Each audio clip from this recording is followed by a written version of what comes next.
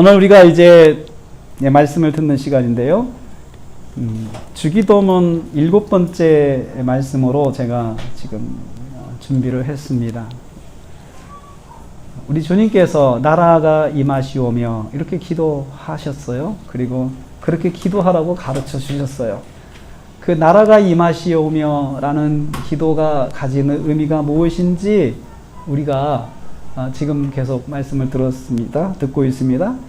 지난주에는 제가 나라가 임하신다 라는 그 의미가 가정에서 현재적인 하나님의 나라인 천국을 이루며 사는 것이다 말씀을 드렸습니다. 그 나라가 임한다고 하는 것은 구체적으로 현재적인 천국을 이 가정에서 이루는 거죠. 그리고 또 하나는 오늘은 이 현재적인 천국을 어디에서 이루느냐? 사회 속에서, 내가 직장 생활하는 곳에서, 내가 사회 속에서 공동체 생활하는 곳에서, 내가 만나는 사람들과의 관계 속에서 하나님의 나라 천국을 이루어야 된다라는 그런 말씀의 주제로 우리가 은혜 받기를 원합니다. 우리 신앙생활은 말로만 하는 것이 아닙니다. 가장 큰 문제가 말로만 신앙생활 하는 것이 가장 큰 문제예요. 사람들이 비난하는 것도, 우리 교회에 대해서 비난하는 것도 같은 맥락입니다. 교인들이 말만 앞선다는 거죠. 말만 앞서는 교인들의 모습에 사람들이 많이 실망하고 있어요. 그리고 최근에 어느 그 유튜브 채널에서 김갑수 씨라고 하는 사람이 나와가지고, 그 사람 아주 무신론자인데 그 사람을 불러서 그 기독교 채널에서 나는 왜 그리스도인이 아닌가라고 하는 그거에 대해서 한번 신랄하게 이야기를 해보라라고 했을 때 그 사람이 아주 그냥 대놓고 말을 자기가 막 하는데, 그 말 속에 그런 게 있어요. 말만 앞서는 교인들, 그리고 행동하지 않는 교인들, 그런 이야기가 거기 있어요. 그러면서 아주 자기가 목격한 그런 것들, 자기도 그 좋아하는 목사님이 있고 존경하는 목사님이 있지만 그거와는 별개로 이제 교회라는 공동체가 가지는 그런 이율배반적인 모습에 대해서 아주 신랄하게 이야기하는 것을 아주 눈물 쭉쭉 뽑으면서 들었습니다. 뭐라고 하는지 듣자.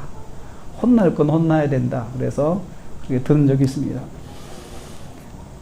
우리가 하나님 나라를 이루게 해달라고 주님께서 기도하셨어요. 그 기도 제목이 참 절박한 것 같아요. 그 이스라엘의 상황 속에서 지금 이스라엘이 하나님의 선민으로 택함받은 그 민족으로서 지금 예수님께서 그 땅에 오셔가지고 그 나라 가운데 계신데, 그 이스라엘 나라가 사실은 하나님의 나라가 아니었어요. 제사장들의 나라가 됐고, 또 자기 탐욕스러운 사람들의 나라가 됐고, 자기 뜻대로 막 하니까는 그 나라가 엉망이 된 거지, 영적으로. 그러니까 주님께서 기도를 가르쳐 줄 때 이 땅에 하나님의 나라가 임하시옵소서 이렇게 기도를 하라고 우리에게 가르쳐 주셨습니다. 그것이 정말 하나님의 나라가 되게 해달라는 거죠. 하나님의 나라는 하나님의 주권, 하나님의 통치, 하나님의 말씀이 온전히 이렇게 작용하는 곳. 그래서 이웃을 사랑하라 그러면 그 말씀이 그냥 이웃에 대해 사랑으로 이렇게 실천이 되는 그것이 바로 하나님의 나라예요. 하나님의 말씀이 이루어지는 것이 하나님의 나라예요. 그런데 여러분, 오늘은 직장에서, 사회 속에서 우리가 하나님의 나라를 이루어야 한다는 거죠. 현재적인 하나님의 나라를 이루어야 된다는 거죠. 그래서 저는 창세기 39장의 요셉을 통해서 직장과 사회 속에서 이루어질 현재적인 하나님의 나라를 이룬다는 게 무엇인지 그것을 한번 우리가 그 속에서 배우려고 하고 있습니다. 우리가 잘 아는 것처럼 요셉은 애굽의 노예로 팔려간 사람입니다. 39장 그렇게 시작합니다. 애굽의 노예로 팔려갔다고 하는 것으로 시작해서 그가 보디발의 집에 그가 노예로 강제로 끌려가게 되었다. 그래서 요셉의 애굽 생활은 원치 않는 가운데 강제로 시작되었습니다. 자기 인생이 자기가 원하는 대로 가지 않고 자기가 원치 않지만은 그것도 아주 정반대예요. 그리고 아주 처절한 비참함 속에 이 사람이 그냥 떨어졌습니다. 인생이 그런 것 같아요. 자기가 원하지 않지만 그럴 때가 있다는 거죠. 그것이 인생입니다. 원치 않는 가운데 형성된 생활 속에 요셉이 딱 빠져들어서 헤어나올 수가 없는 상황이 되었어요. 이때 요셉은 극심한 심리적인 충격과 혼란 상태에 있었을 것입니다. 아버지 집에서 사랑만 받다가 형제들의 배신으로 갑자기 노예가 되었기 때문입니다. 형제들에 대한 배신감, 가족과의 단절감, 그 단절감으로 오는 고통, 이거 정말 다스리기가 쉽지 않았을 것입니다. 그런데 그의 생활이 그러한 고통을, 마음의 고통을 다스릴 여유도 없이 그의 노예 생활은 시작이 되었습니다. 새벽같이 일어나서 그 일을 해야 되죠. 못하면 맞죠. 그리고 초보 이 노예가 얼마나, 이 사람이 일을 해본 사람도 아니기 때문에 얼마나 실수가 많겠습니까? 그래서 날아오는 욕이 있을 겁니다. 바보 같다고 해요. 바보 같다. 못하면 바보 같다는 거죠. 사람들이 흔히 하는 말이 바보 같다. 아무것도 못한다 이거죠. 그러니까 사람이 처음 하는 일을 만나게 되면 다 바보가 되는 거예요. 아무것도 못해요. 처음 하는데 뭘 알겠어요. 자기가 늘 하던 것에 대해서는 익숙하지만 처음 환경, 처음 어떤 생활, 다 모든 게 어리숙합니다. 그러니까 사람들이, 먼저 온 사람들이 그 사람을 놀릴 때 바보 같다고 이야기를 해요. 그렇지만 요셉이 받은 놀림은 그냥 장난이 아니고 이건 처절한 인격 모욕이 되었을 것입니다. 정말 사람들은 아주 마음에 있는 말을 했을 거예요. 아주 바보 같은 놈, 멍청한 놈, 막 그런 소리를 많이 들었을 것입니다. 그런 상태로 그가 살 때 저는 자다가도 벌떡 일어난다고 생각을 해요. 자다가도 벌떡 일어나는 거예요. 잠이 오겠습니까? 자다가 벌떡 일어난다. 마음의 상처, 마음의 분노, 이런 게 많을 때 이런 현상이잖아요. 강제적으로 주어진 인생을 사는 그 요셉에게 있어서 마음의 상처는 말할 수 없는 그 깊이가 있었을 것입니다. 원치 않는 가운데 시작된 요셉의 사회생활은 너무나도 혹독한 시작이었습니다. 언어와 문화가 다른 타국 땅에서 노예의 신분으로 사회생활을 시작했습니다. 요셉의 신체는 자유가 박탈된 상태였습니다. 요셉의 마음은 깊은 배신감의 상처로 억눌렸습니다. 자다가도 벌떡벌떡 일어나는 그런 일이 반복되었을 것입니다. 이런 요셉의 인생을 성경이 기록하면서 이렇게 말씀합니다. 창세기 39장 2절에 그런 요셉의 인생에 대해서 성경이 기록하는 것을 한번 보십시오. 여호와께서 요셉과 함께 하심으로 그가 형통한 자가 되어 그의 주인 애굽 사람의 집에 있으니 라고 이렇게 말씀하고 있습니다.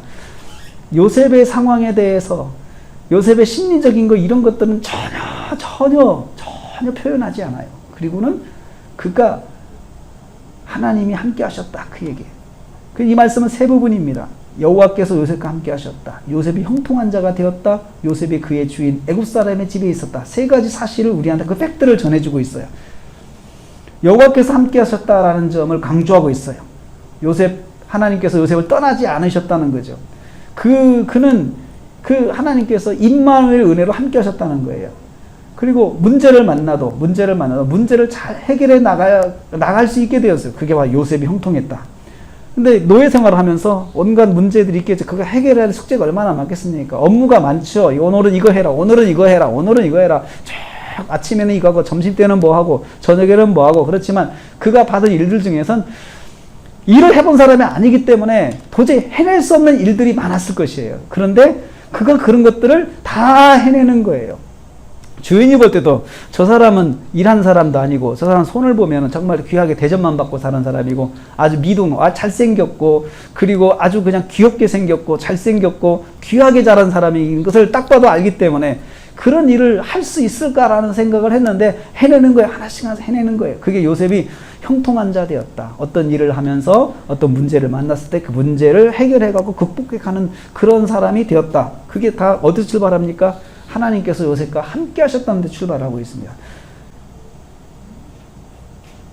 그래서 요셉은 노예로 살면서 모든 문제를 잘 감당할 수 있었어요.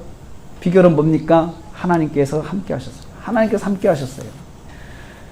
그런데요, 형통했지만 요셉은 그의 주인 애굽 사람의 집에 있었다. 저는 이것을 읽으면서 하나님께서 우리 성도들을 이끄는 방법, 형통하게 이끄는 방법에 대해서 약간의 의문이 좀 생겨요. 왜냐하면 노예가 갑자기 됐어요. 그러면 하나님이 그 사람과 함께 하시면은 우리는 어떤 결과를 기대해요? 노예에서 벗어나게 해주셔야 되잖아요. 그게 가장 형통 아니에요? 가장 좋은 길 아니에요? 노예에서 벗어나게 하는 것. 그런데 하나님께서는 그 사람을 노예로 놔둔 채로 함께 하셨다고 그러고 그 사람을 형통하게 하셨다라고 그렇게 기록하고 있어요, 성경이. 그게 무슨 그게 무슨 복입니까, 여러분? 아니, 노예로 있으면서 형통하면 뭐예요? 근본적으로 노예가 안 돼야, 노예에서 벗어나야 좋은 게 아니겠어요? 하나님께서는 그렇게 안 하세요. 노예로 놔둔 채로 함께 하시고, 형통하게 하시고, 그렇게 하나님께서 인도하시는 그 하나님의 그 심리는 뭘까요? 우리 가끔씩 이해가 안 되는 그거예요. 내가 이 고통에서 벗어나는 게 제일 좋은, 우리가 볼 때는 해답인데, 하나님께서는 그 고통에서 벗어나지 않게 하시면서 그 상태에서 나의 기도도 응답해 주시고, 어떤 일도 이루어 주시고, 이런단 말이에요. 그래서 우리가 마음이 불편할 때가 있어요. 불편할 때가 있어요. 고통 가운데 있으면서 기도 응답을 해주시면 무슨 소용이 있어요? 제가 몸이 아픈데 몸을 고쳐주시면 되잖아요, 하나님께서. 근데 고쳐주시지는 않고 그 몸의 그 병을 그대로 갖고 살게 하면서 옆에 사람을 전도했더니 이 사람이 복음을 받고 회개하고 막 은혜를 받고, 또 내가 기도했더니 기도가 응답이 되고 막 이런 것, 이게 형통이거든요. 요셉이 그랬어요. 하나님이 함께 하시고 형통했지만 그는 여전히 그 주인 보디발의 집에서 노예로 살았더라. 노예에서 벗어나지 못했더라. 하나님께서 함께 하시면서 그 사실을 몰랐을까요? 요셉이 가장 간절하게 원하는 건 뭐예요? 집에 가는 거예요. 여기서 벗어나 집에 가는 게 가장 간절하게 원하는 거예요. 힘드니까요. 힘드니까. 그런데 하나님께서는 그렇게 하지 않으셨어요. 여기에는 하나님의 의도가 있다고 생각을 해요. 의도. 왜 그러셨을까 해서 하나님의 의도가 있어요. 이 사람을 노예 상태로 놔두면서 하나님께서 이 사람과 함께 하시고 이 사람이 하나님을 만나게 하시고 그렇게 하는 삶을 살게 하는 의도가 있다, 이제 의도가. 우리는 거기에 하나님의 뜻이 있다 이야기해요. 그래서 우리도 그렇게 이야기를 해요. 우리도. 답은 뻔한데 그 답을 벗어나면서 답이 아닌 반대의 답을 가지고 있게 하시면서 내가 기도하면 그건 들어주시고 문제가 해결되게 하시고 다른 사람도 내가 기도해주면은 정말 어려움에서 벗어나게 하시고 다 그런 것들을 이루어 주실 때는 내가 지금 처한 상황에 대한 하나님의 의도가 있으시다. 우리는 그렇게 해석을 합니다. 그렇게 해석을 해요. 그러니까 요셉이 지금 다른 거 다 모든 게 다 잘 되는데 딱 하나 노예라는 거 하나는 안 풀어주시잖아요. 그럴 때 우리는 그렇게 생각해요. 여기에는 하나님의 의도가 있으시다. 우리가 자주 쓰는 말 하나님의 뜻이 있으시다. 뜻이 뭔지는 몰라요. 뜻이 뭔지는 몰라요. 그렇지만 우리는 그렇게 말을 합니다. 거기는 하나님의 뜻이 있다. 세상 사람도 그렇게 말합니다. 잘 모르고 해결하는 데는 뭐가 있겠지. 이렇게 해서 뭐가 있겠지. 그냥 그렇게 하고 스스로 위로를 받으려고 하는 말이라고 하지만 사실은 그 말이 정답이에요. 뭐가 있겠지. 나는 지금 모르지만 뭐가 있겠지. 그래서 세월이 지난 다음에 보니까 그때 내가 몰라서 뭐가 있겠지 했는데 지나 보니까 그거였어 라고 사람들도 이야기하잖아요. 우리도 그렇습니다. 우리도 신앙생활 하면서 답은 뻔한데 그것을 하나님께서 하나만큼은 딱 묶어놓고 안 해주시면서 다른 것을 다 해주실 때는 그 묶어놓은 거기에는 하나님의 뜻이 있다는 거예요. 우리는 요셉의 스토리를 잘 압니다. 총리가 됐습니다. 총리로 끝난 게 아니었어요. 총리가 됨을 통해서 그가 그 가정을 구원하는, 애굽으로 불러오기 위해서, 그리고 야곱의 가정이 나중에 이스라엘의 역사를 이루는 그 근간을 만드는 그 구원의 계획이 요셉을 통해서 요셉부터 시작하는 거예요. 하나님께서. 그걸 요셉이 어떻게 알겠어요? 그런데 또 한 가지 질문이 있어요. 요셉은 그 사실을 알았을까? 우리는 하나님은 뜻이 있어 라고 말하지만 그는 당사자는 인정하나 이거죠. 당사자가 인정해야 하나님의 뜻이죠. 그렇죠? 그런데 당사자가 인정하지 않으면 아무리 하나님 뜻이 깊어도 그것은 당사자한테는 고통이요. 당사자한테는 이것은 징벌이에요. 징벌밖에 안 되는 거예요. 요셉은 알았을까요?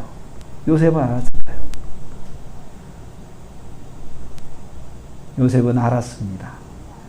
창세기 39장 9절 말씀 보면 알아요. 거기서 알 수 있어요. 요셉에게 보디발의 아내가 집요하게 유혹을 했습니다. 죄를 짓자고 유혹을 계속했어요. 그럴 때 이 노예로 팔려가서 노예로 사는 이 요셉의 입에서 무슨 말이 나왔냐면 그 9절 말씀에 그런즉 내가 어찌 이 큰 악을 행하여 하나님께 죄를 지으리까. 하나님 이야기가 나와요. 하나님 이야기가. 그러니까 노예로 팔려갔을 때 그때의 그 요셉의 마음속에는 하나님에 대한 믿음이 있었다는 거죠. 그런데 실제 몸은 고통스럽고 마음도 자다가도 벌떡벌떡 일어나는 마음에 상처가 있었지만 또 그의 마음속에 한쪽에 뭐가 있었냐면은 하나님이 나와 함께 하신다. 이런 믿음이 있었어요. 그래서 그에게 포디발의 아내의 유혹이 있을 때 그 요셉이 그렇게 대답을 했습니다. 하나님께 내가 죄 지을 수 없다. 하나님께. 이 말은 요셉이 자기가 노예로 팔려간 거에 대해서 원망하거나 좌절하거나 그러지 않았다는 거예요. 만약에 여러분 원망과 좌절이 있었다면 하나님을 여기서 꺼낼 수가 없어요. 뭐야 우리 아버지가 날마다 하나님 우리 엄마가 날마다 하나님 하더니 말이야. 내가 이게 뭐야 이게 뭐야. 그러면서 보디발의 아내의 유혹은 정말 절호의 기회입니다. 절호의 기회입니다. 노예로서 신분을 상승할 수 있는 그 주인 안주인 그에게 마음에 들어서 그 눈에 띄어서 온갖 혜택을 다 누리면서 혹시 신분의 전환, 자기가 고향으로 돌아갈 수 있는 길도 이 여자가 열어줄 수도 있는 권세가 있는 사람이에요.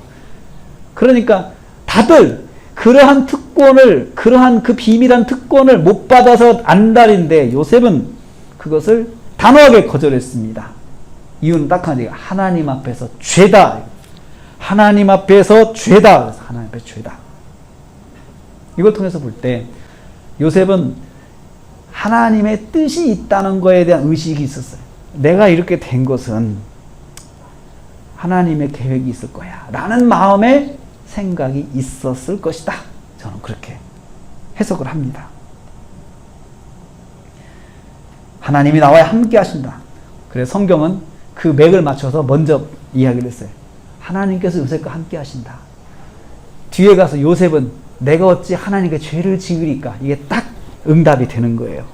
그래서 요셉이 정말 자기 몸은 고달프고 힘들고 노예로 전락했지만 그의 마음속에는 하나님의 뜻이 있다는 생각을 했고 그가 어느 순간에도 그는 매사에 노예로 살면서 어떤 문제를 만나면 하나님께 기도했다는 거예요. 하나님 어떻게 할까요? 그래서 그 사람이 하나님이 함께 하신 걸 알았기 때문에 그렇게 기도했고 그리고 기도해서 그가 형통한 자가 되었던 거죠. 문제마다 기도했어요.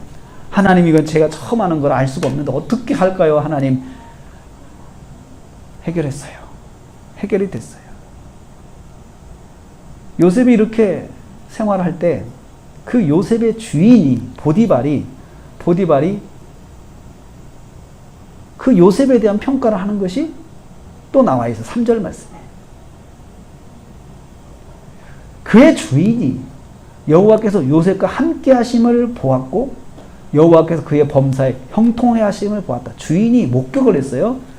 목격했는데 뭘 목격했냐면 저 사람 요셉이 하나님이 요셉과 함께 하시는구나. 여호와가 요셉과 함께 하시는구나. 이 주인이 어떻게 여호와가 함께 하신다는 것을 알았을까요? 요셉이 평소에 말을 했을 거라 생각해요. 나는 하나님 믿는 사람입니다.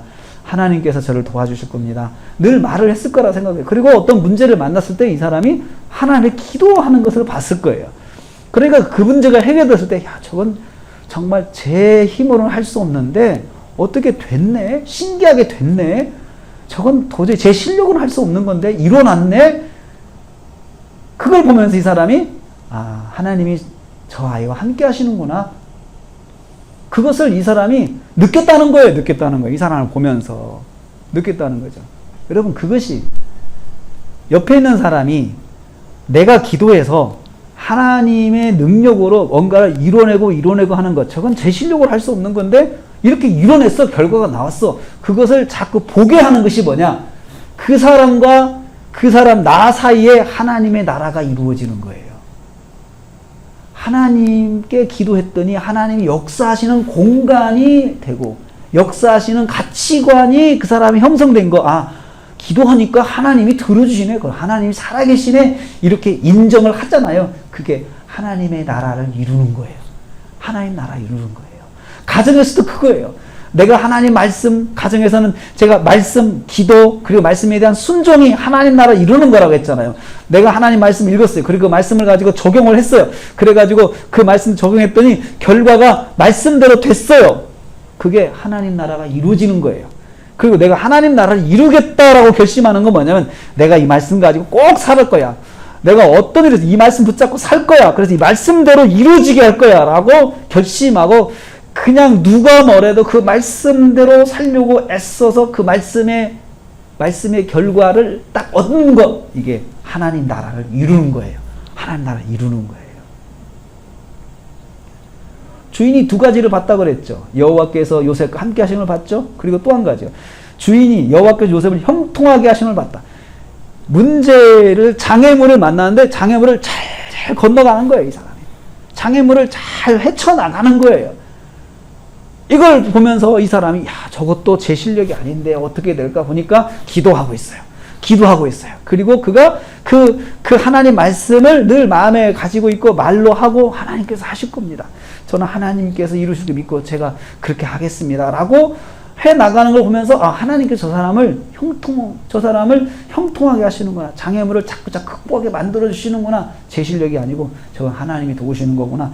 이렇게 이 사람이 보게 되었다는 거죠. 이것이 바로 하나님 나라를 이루는 거예요. 그 사람에게 하나님 나라를 보여주는 거예요. 하나님 나라를 보여주는 거예요. 그런데 여러분, 요셉의 삶에 보디발의 아내의 모함으로 더 깊은 고통으로 추락했어요. 보디발의 집에서 다 인정받고 이제는 다 모든 것이 편해지게 되었을 때에 보디발의 아내를 통해서 모함을 받고 이제는 감옥으로 들어갔어요. 노예라는 신분에 더하여서 죄수라고 하는 신분이 더해졌어요. 이건 인생이 거꾸로 가는 거잖아요. 거꾸로 가는 거예요. 그런데 성경이 계속해서 기록하는 건 뭐예요? 요셉이 여호와께서 함께 하셔서 그의 삶이 형통하였다. 형통의 의미는 마이너스도 형통이에요, 여러분.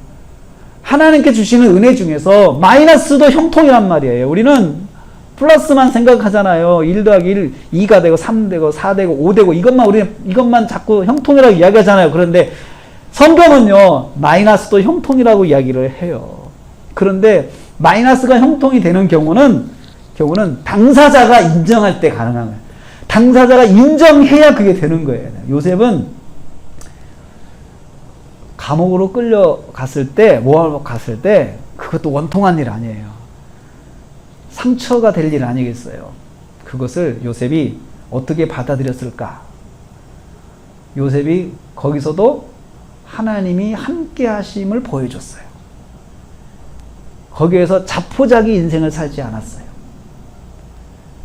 처음에 갔을 때 얼마나 사람들이 요셉을 멸시했을까요?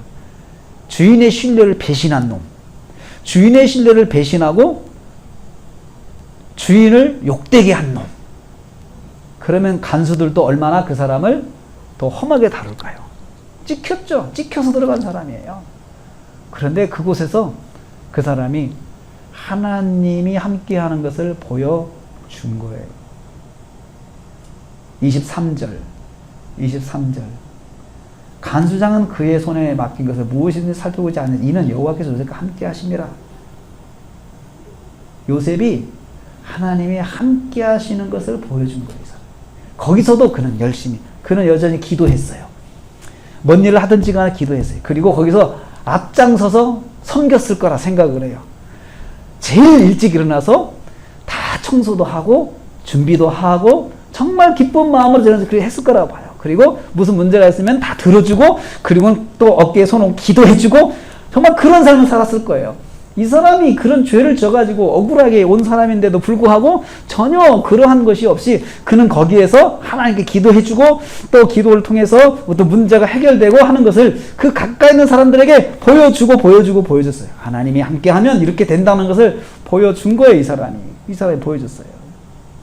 그래서 급기야 간수장이 결단했습니다. 야, 얘한테 다 맡기자. 감옥에 있는 사람들로부터 신뢰를 얻는 거예요. 신뢰를 받은 거죠. 여러분, 이게 정말 중요한 것입니다. 신뢰를 얻는 게 정말 중요하죠. 어느 곳에든지 가서 저 사람 믿을만해, 저 사람 믿을만해, 저 사람 믿을만해. 그럼 어떻게 해야 될까요? 요셉이 어떤 문제든 솔선수범했다고 생각해요. 그리고 그 문제가 어려울 때는, 장애가 될 때는 그것을 가지고 기도하고 하나님께 기도하겠습니다. 제가 기도해서 하겠습니다. 라고 하면서 그렇게 가지고 문제를 해결했을 거예요.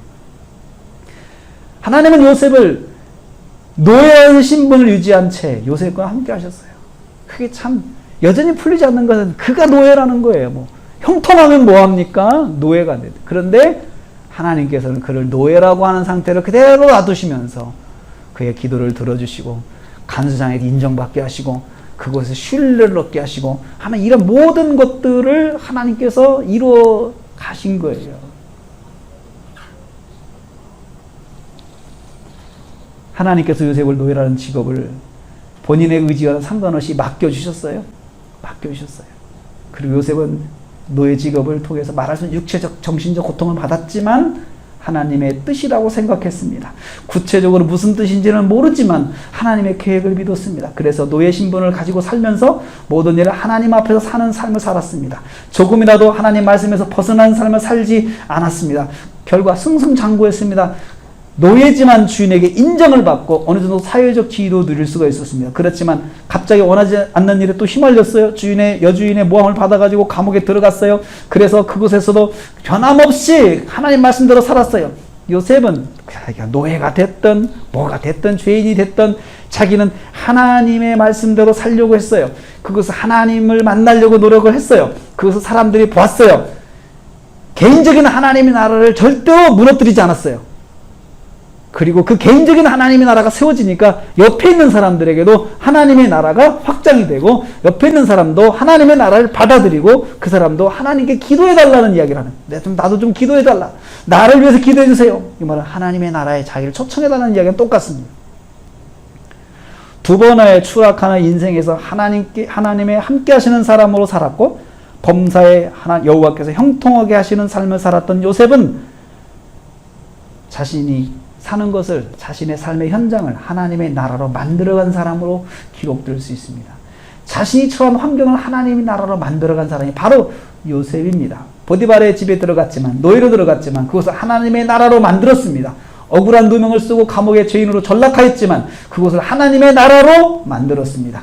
결국 애굽을 하나님의 나라로 만들었습니다.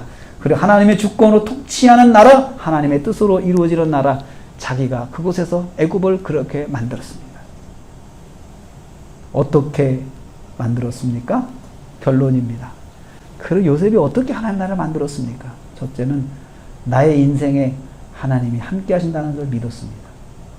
하나님의 나라를 이루는 방법이에요. 두 번째, 인생에서 만나는 범사를 하나님께 의지했어요. 모든 일 하나님께 의지했어요. 그래서 하나님의 나라를 이룰 수가 있었어요. 셋째, 잘 안 되어도 하나님의 계획이 있음을 믿었어요. 이게 요셉이 자기가 속한 그 공동체를 하나님의 나라로 만든 방법이었어요. 우리가 내가 속한 직장과 사회 속에서 하나님의 뜻을 이루어지는 통로가 되려면 어떻게 해야 될까요? 첫째는 하나님께서 나의 인생에 함께 하시는 믿으십시오. 하나님께서 나의 인생에 함께 하신다. 그래서 하나님이 함께 하시니까 불의가 온다면 물리치십시오. 불의와 통하지 말고. 근데 사람들이 우리 그리스도인들의 타락의 특성을 보면은 하나님의 말씀 더하기 인생의 방법을 같이 해요. 이게 우리의 세속화예요. 누구나 쉽게 빠질 수 있는 길이에요. 기도했더니 세상적인 방법이 훅 들어와요. 그러면 이걸 꽉 붙잡아요. 요셉이 기도했더니 보디발의 아내가, 야, 너 나하고 친해지면 내가 너 계속 출세시켜줄게. 이게 훅 들어온다는 거죠. 그런데 하나님이 함께 하시니까 나는 그럴 수 없습니다. 불의를 나는 받을 수가 없습니다. 왜? 하나님이 나와 함께 하시니까. 하나님이 보시니까. 이거 하나님의 죄니까요. 이렇게 관리를 했어요. 둘째로 범사에 하나님을 의지하십시오. 그래서 하나님께서 형통하게 하심을 체험하십시오. 범사에 의지하십시오. 하나님. 셋째, 거꾸로 가도 하나님의 계획을 계획이 있음을 믿으십시오. 거꾸로 돼도 하나님의 계획이 있음을 믿으십시오. 이렇게 살아서 우리가 속한 사회 공동체 속에서 우리가 하나님의 나라를 이루는 삶을 살 수 있기를 주님의 이름으로 축복합니다. 기도하겠습니다. 하늘에 계신 우리 아버지, 오늘 우리에게 요셉이 하나님이 속한, 자신이 속한 사회 공동체 속에서 하나님의 나라를 이루어가는 것을 보았습니다. 요셉이 속한 사회 공동체가 점점 하나님의 주권대로 세워지는 것을 보았습니다. 우리가 이 세상을 살면서 허락하신 사회 공동체를 하나님의 나라로 세워가게 하옵소서. 직장을 하나님의 나라로 세우게 하옵소서. 우리 가족 공동체를 하나님의 나라로 세우게 하옵소서. 이를 위해서 우리가 먼저 하나님께서 나의 인생에 함께 하심을 믿게 하옵소서. 범사에 하나님을 의지하게 하옵소서. 거꾸로 가도 하나님의 계획이 있음을 믿으며 살게 하옵소서. 그래서 시간이 지남에 따라 내가 속한 사회 공동체 안에서 하나님의 나라가 세워지게 하여 주시옵소서. 모든 말씀 예수님의 이름으로 기도하옵나이다. 아멘. 지금은 교회의 머리가 되시는 우리 주님 예수 그리스도의 은혜와 하나님 아버지의 말로 닿을 수 없는 사랑하심과 성령님의 감동, 교통, 충만, 위로하심이 내가 속한 사회 공동체를 하나님의 나라로 세우고 내가 속한 가정, 우리 식구들, 친척들 속에서 하나님의 나라를 세우기로 다짐하는 성도들 머리 위에 가정과 생활 위에 그 한계된 모든 기관들 위에 함께하지 못했지만 여러 곳에 흩어져 있는 우리 형제 자매들 그리고 우리 대한민국 위에 선교사님들 가정과 사역 위에 지금부터 영원토록 함께 있을지어다. 아멘.